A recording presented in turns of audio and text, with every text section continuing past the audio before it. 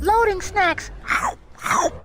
What's going on, everybody? Your boy Sin here at Otakon 2022, and I'm having the privilege of sitting down with Tiana Camacho. How are you? Oh, hi. Yes, you all may know her from certain voices, from Tiny Tina's Wonderlands, Pokemon Journey, Star Ocean, JoJo's Bizarre Adventure, and also Yashahime, the Inuyasha continuation.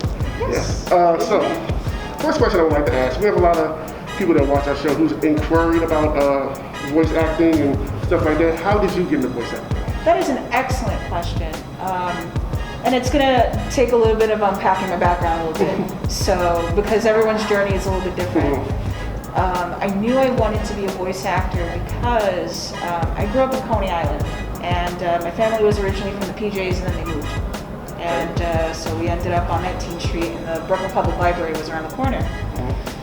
Coney Island, I don't know, have you seen Side Talk? Yeah. Yeah, it's that ratchet. Anyway, it's the truth, like it is, but we have fun. Yeah, it is what it is. It is what it is, we have fun, it's whatever. So, I would go to the library and I would read a lot of the graphic novels, I would read a lot of Yu-Gi-Oh! And I'd read a lot of One Piece.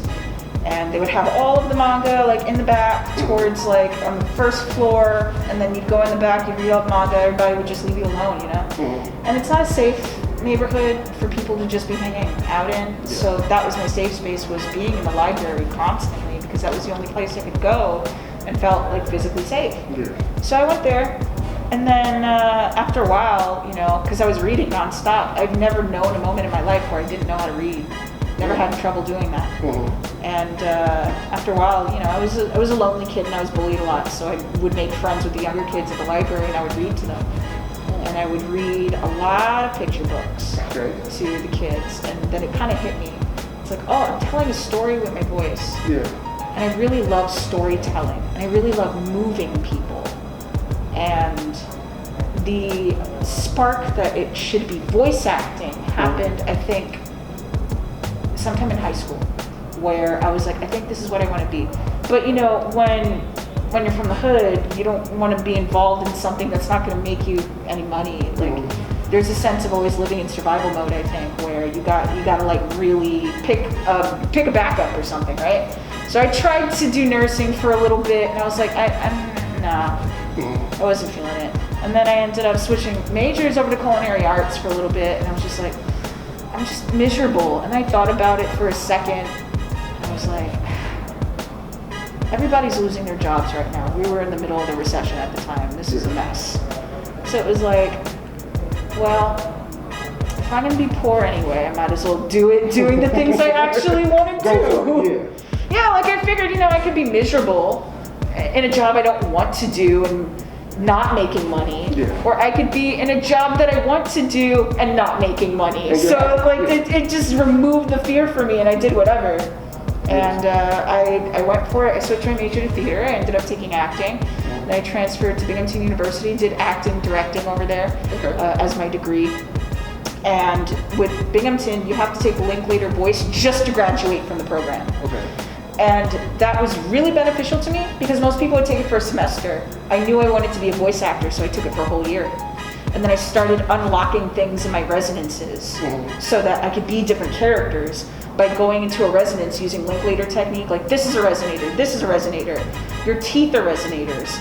Over here, up here is a resonator. Learning how to speak into these and feel the vibration in these when you do it, that's where all my characters come from. It comes from that training. And then on top of that, you had to take Meisner to graduate as well, which is very much about living truthfully in imaginary given circumstances and just letting go and doing whatever. So I was you know what? Yeah, I think I'm going to take additional classes while I'm in this school, and I was auditioning for indie games out of my dorm. And I started booking more games out of my dorm. And then I did bilingual stuff too, because I speak Spanish. I did some anti-drug PSAs in English and Spanish. And so I started doing bilingual stuff too, out of my dorm. And then by the time I graduated, I had a voice acting career, and I was okay, I guess this is it, I'm doing it now. So it's Now, when you were reading to those kids in the library, before you learned those techniques, did you try to do the different voices and all that kind of stuff? I tried to do them within reason because I didn't want to be cheesy.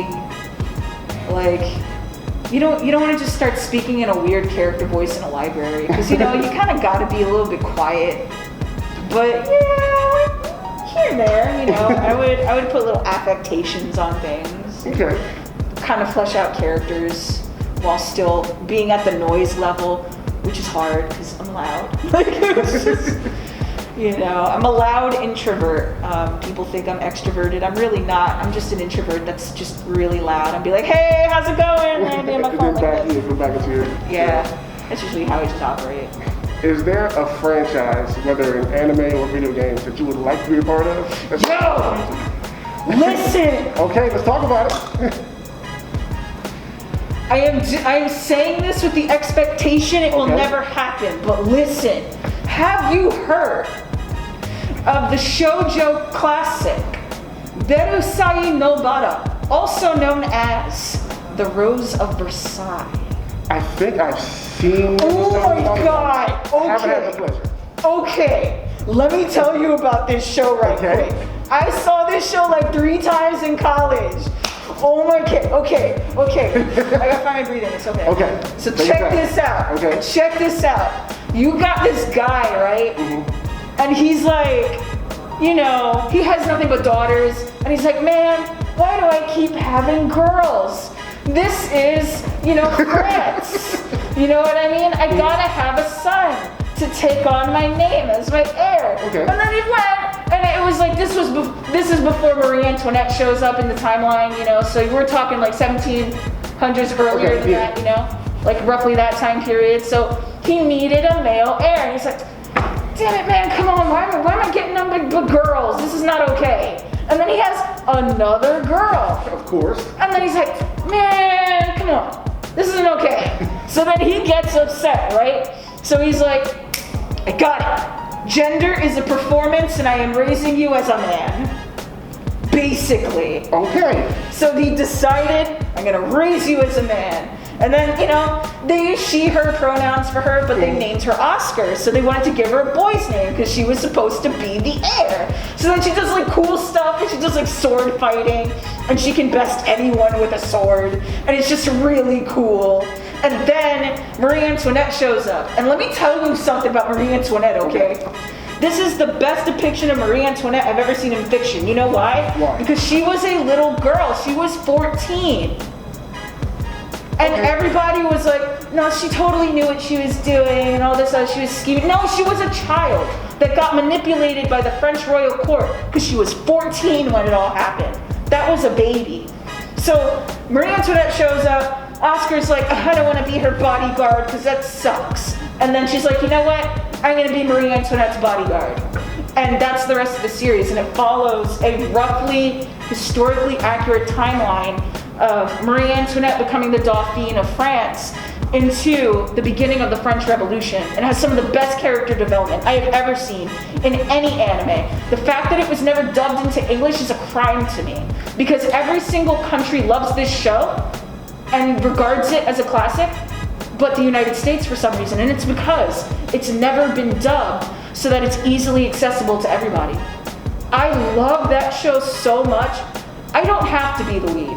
In fact, I would prefer if a non-binary person becomes the lead, because in a constant rewatching of the show, she feels kind of envy to me. But if I could be anything, I could be drunk grandma. She's fun. She's always drinking wine, like, oh, Oscar, why can't you wear the dress? You're supposed to be wearing this dress and debuting. And she's like, no, I'm a boy. So it's like, that's not what I do. Yeah, so like, oh my God. If I could be a part of the Rose of Versailles and like, because I'm a massive super fan of that show, and that is not a secret. I talk about it on Twitter all the time. And it's so good. And Hans Axel von Fersen and Marie Antoinette are my OTP for life. We need to start a hashtag campaign there to not only get it built, but get you a part of that cast. Oh my God, I love that show so much. You have no idea. That is like my favorite show. I was going to ask what your favorite anime is, but I think you've already answered. Oh, that is my favorite anime. Yeah. That is my favorite anime.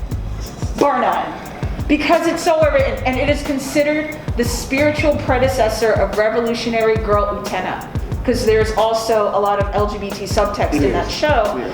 But because of the fact that it was the 70s, there was so much they could get away with. When Utena came out, Utena was like, this is great, but let's just make it more gay. So they did that. So that's literally what happened. So Utena is actually based off of that anime. Okay. That's so it's very important for anime history. I'm going to be adding that to my watch list ASAP. Please do. And thank you very much for taking the time to sit with us. I love your passion. We got other things to do, so until next Otakon, ladies and gentlemen, we'll see you then. Bye. Thank you. What's going on, everybody? Did you enjoy what you saw? Of course you did. So if you want to help us out and support us, here's what you can do. On whatever platform you're currently streaming us on, just like, share, and subscribe. Then head over to patreon.com/loading snacks and become one of our patrons there.